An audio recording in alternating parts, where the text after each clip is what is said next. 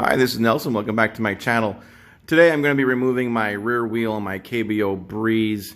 Some of you may remember about some months ago when I did an unboxing of my KBO Breeze, I noticed my rear fender had some scuffs and also a dent in there. And KBO customer service was great. Within 24 hours they replied to my request, and they sent me out a replacement fender, which is in that bubble wrap right there. But I'm going to have to remove the rear wheel to get access to the fender so I can replace that. So today I thought I'd make a video on how to remove the rear wheel with that hub on there. And there's something else I have to say. I have mine on a rack. It's upside down, and it's upside down because it's just easier to just pull the tire out and then put it back in since everything comes out from underneath. So I'm gonna let gravity do the work when I'm putting it back in. And I have a rack. You can use the ground or the floor. Just be sure to maybe prop up the handlebars right by the grips with something. That way your electronics and your levers and stuff don't get dinged up or bent out of shape. Because remember, these bikes are 62 pounds, so they're quite heavy. And you can also even remove the battery if you're manipulating the bike to turn it upside down. That way it's not as heavy. I think the batteries are approximately 9 to 10 pounds or something like that. So you can actually make it lighter by removing the battery before you're flipping it over to work on your rear wheel to remove it. All right, so some of the tools I'm going to be using is a hammer. You can even use a mallet. This is just in case I need to unlodge or take out just a little tap of these little bolts right here. I'm also using a wrench and a ratchet wrench, a size 18, just to kind of get in there. I'll take it off. I'm using an Allen wrench, size 4, and I'm using a little cable. This is for cutting a plastic tie that your power cable is attached to. So really you don't need a lot of tools, but be sure to be very careful, because some of these things are under pressure and they might fling right back at your face. So we're going to be watching out for that as well. So let's go ahead and get started with the first things, and that is the chain. So we want to remove the chain, but first make sure you can put it on this the smallest gear. Just makes things easier. If you have it up here, I'm not saying you can't do it, I'm just saying it's going to be a little harder. But make sure you're on the lowest or the smallest gear. And then of course I'm going to try to do this one-handed. You would pull this forward. See how you're giving the chain some slack, and now you can take the chain and force it off the track of the crank, and then you can let it go back, and it'll go back even further. Don't be scared, and then it'll just hang there.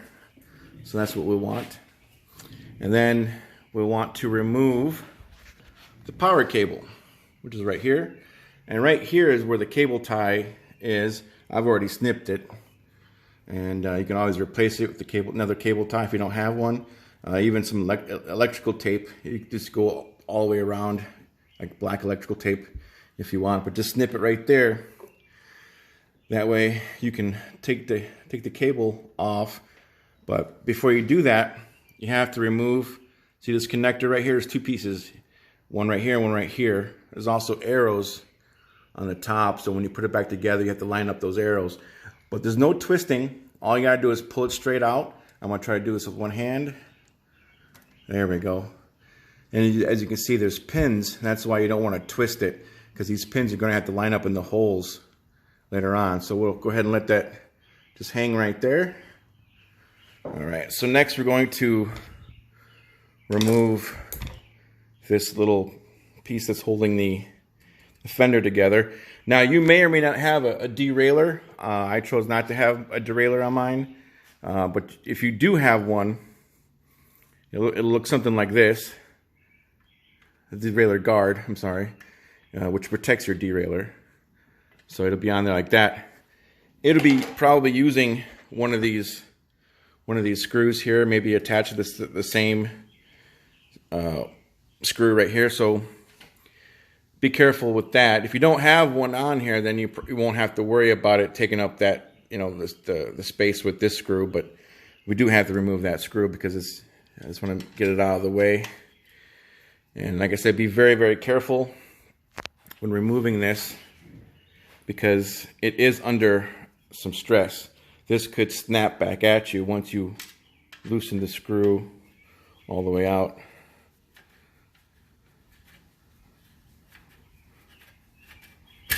Oh, that was close. All right, we'll just save that screw. They have washers on them, so be careful. You don't want to lose the washer. Okay, so as you can see, the power cable that we disconnected goes in right here. So that we're going to be removing one of those bolts. And then on this side, you don't have to worry about as much. You do have to remove the cap. And then we'll be removing that bolt right there as well. But let's go ahead and remove this one.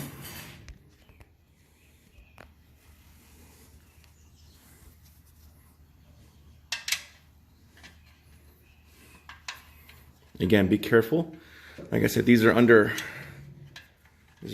stress a little bit, so they might snap at you. Oh, okay. Almost lost that screw. And again, be very careful because they have washers. You don't want to lose the washers because you want to reuse it. Okay, so we got this off, and we have this other one off. We have, let's get this plastic cover out of the way.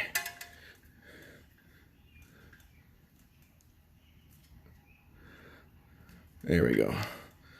As you can see, that's what it looks like right there. So we're just going to leave that right there, just so we have better access to the bolt.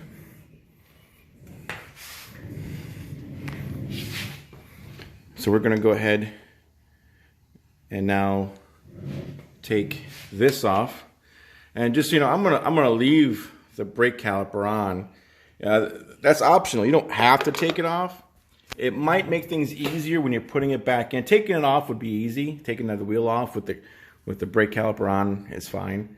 Putting it back in might be a challenge because you have to line up your disc and get it right in between the brake pads that are there.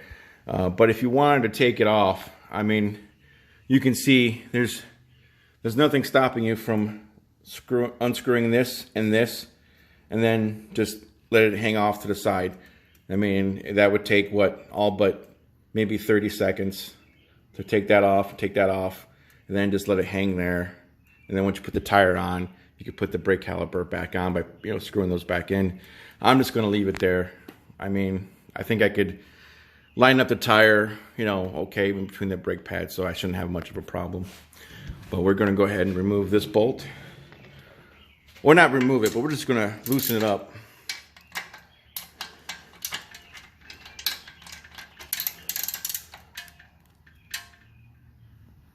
Oh, here we go. All right. Try to do some of it by hand. All right, it has a washer.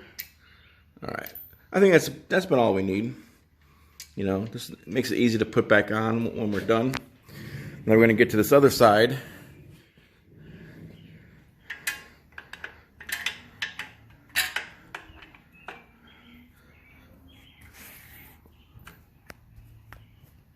I gotta try to do this one-handed.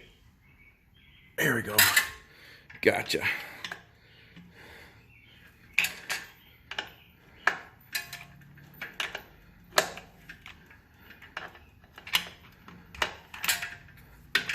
Looks like I can do the rest with my fingers. Yeah.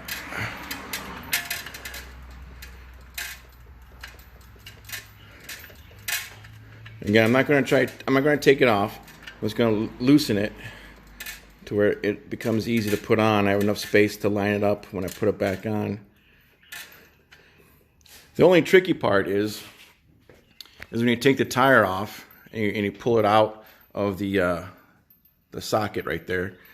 You just have to manipulate the chain on once you lift it up, once you lift the tire up high enough. I'm gonna have to put the the camera on a mount because I'm gonna need 2 hands.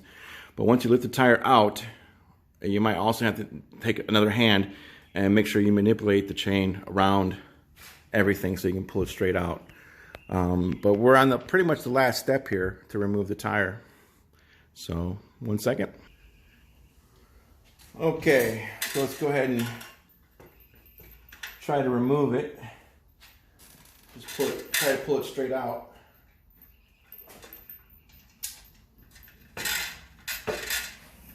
One end is coming out pretty easy. Bit of a hang up on this side a little bit.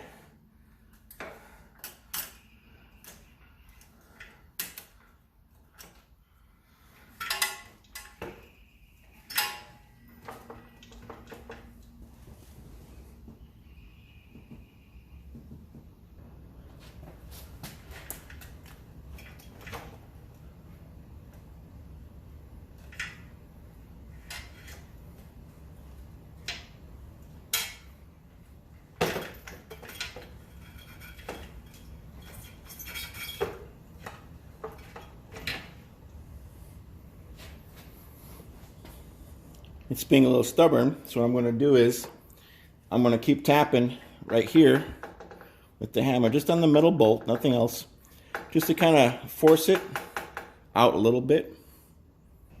And the reason why you want to tap the bolt upward is because it is seated in there pretty good, and you see how it's got that notch on this back end right here?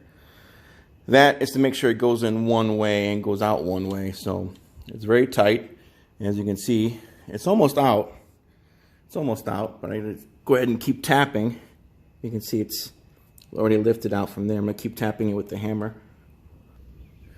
Alright, so it looks like I got it out, and I should be able to lift it up and out of the way. Just got to clear it. Like I said, just got to manipulate the chain around the cord, power cord. And there you go.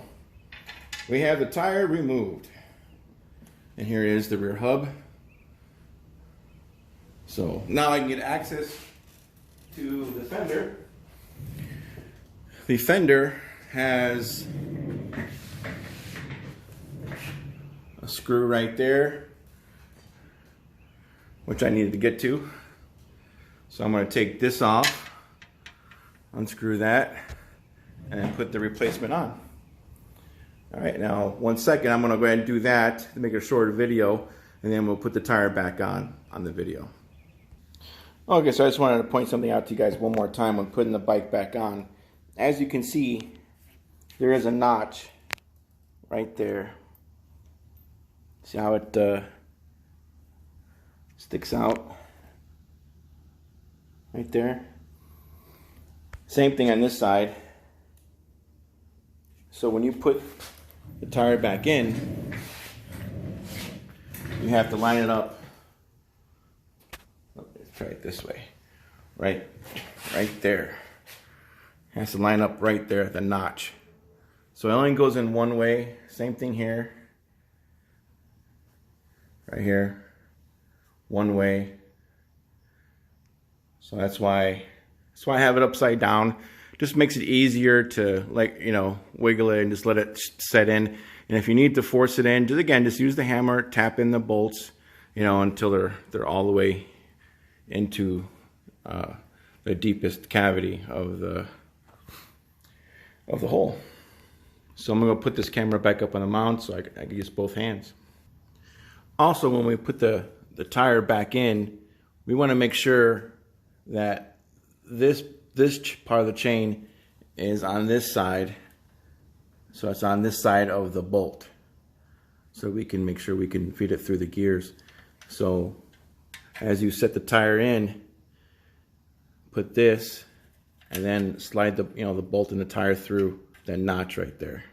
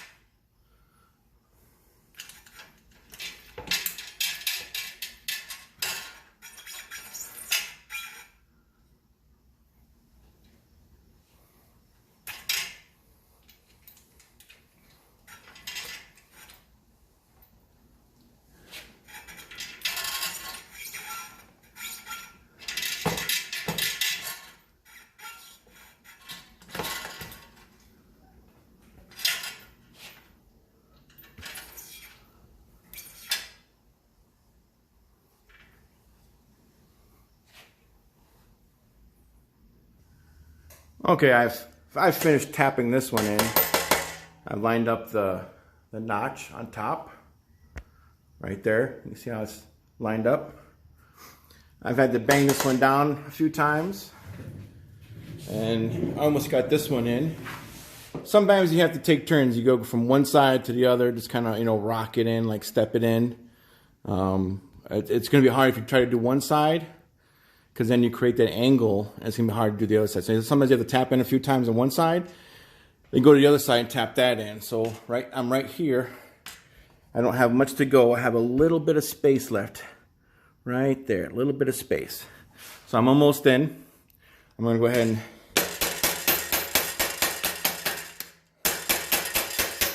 there we go. You see it drop? All right. So it dropped into place. So now I'm going to pretty much do everything in reverse and put everything back together again. Oh, the focus is all weird. Sorry about that, guys. I'm going to do everything back in reverse and put this hammer down and get to work. All right, so I'm going to tighten the main one back up again. I might be able to do some of it with my fingers. This is the side with the power cable.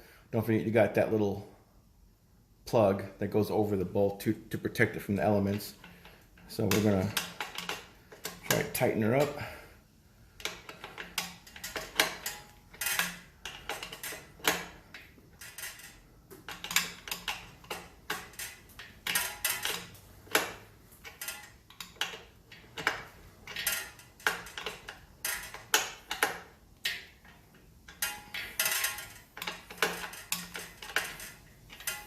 I'm going to tighten up the other side a little bit.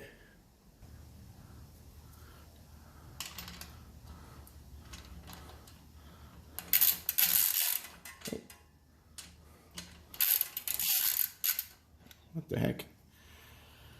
Oh, we'll just use this. There we go. Nope. There we go. All right, we're good here. Let's even it out on the other side.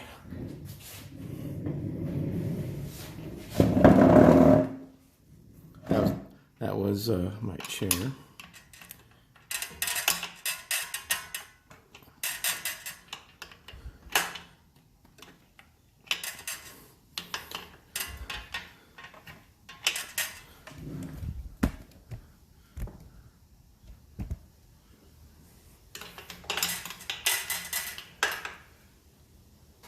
Nice and tight.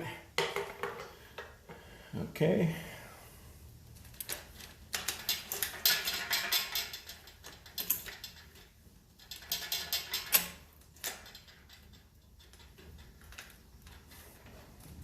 We're going to put the chain back on track. All right, we got the chain back on. And we're just tightening this thing that holds the fender on. We're going to go ahead and plug this back in. Remember, there's an arrow on here and an arrow right here that you want to line up. And there's no twisting, just trying to find the arrow. There we go. Right there. So it went in nice and easy. We're going to take that rubber cap and put that back on here.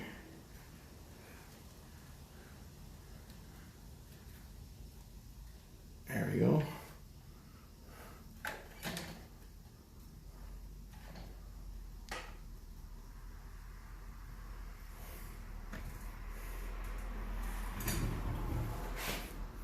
We can go back to the other side and put that cap on. All right, put this cap on. Then we're going to tighten up this other side. I'm going to find the screw here. All right.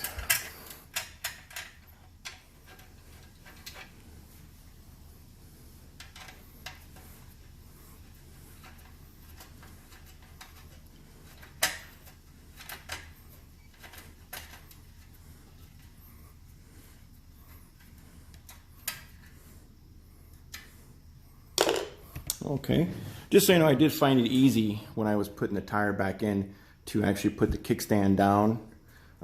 When you have it up, it's closer to the wheel, so when I put it down, it's more of an angle, and it was a lot easier to line up the tire with the kickstand down like that. And we just have one more thing to do. Just gotta put this back on track. That way it lifts this up a little bit. So I'm gonna do that real quick with 2 hands. All right, I got the got it back on track back here, so that's good. So that way we know we can turn the wheel. I'm gonna have to adjust the brakes though on the other side. But yeah, that's how you remove the rear wheel with a electric bike that has a hub motor in the back. This is a KBO Breeze. And if you like this video, be sure to give it a like and subscribe, support my channel if you like. There's a link if you're interested in KBO bikes. There's a link in the description.